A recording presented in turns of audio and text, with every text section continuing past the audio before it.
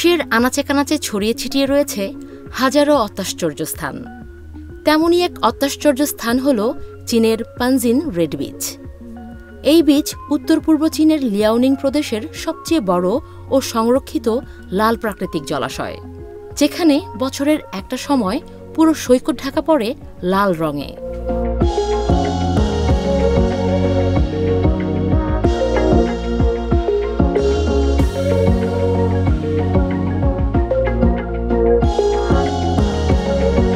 এই সমুদ্র সৈকতটি আর 10টা সমুদ্র সৈকতের মতো নয়।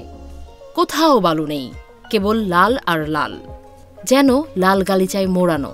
নান্দনিকতার গুণে এটি পরিচিত রাঙা সৈকত বা রঙিন নামেও। পানজিনের এমন রূপ ধরা দেয় শুধুই শরতে, অন্যান্য ঋতুতে থাকে সবুজে ঢাকা।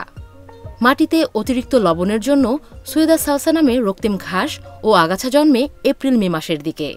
মূলত দুর্লভ সামুদ্রিক ঘাস সুয়েদা সালসার কারণেই লাল রঙে আবৃত থাকে এই সৈকত। এছাড়া গ্রীষ্মসহ অন্য ঋতুতে থাকে সবুজাভ সামুদ্রিক ঘাসে ভরা।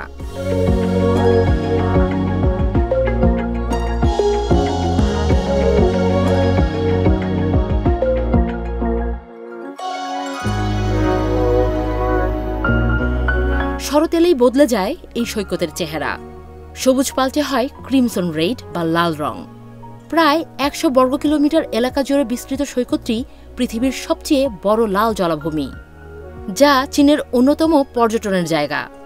ভ্রমণের জন্য উপযুক্ত সময় মধ্য সেপ্টেম্বর থেকে অক্টোবরের মাঝামাঝি নাগাদ।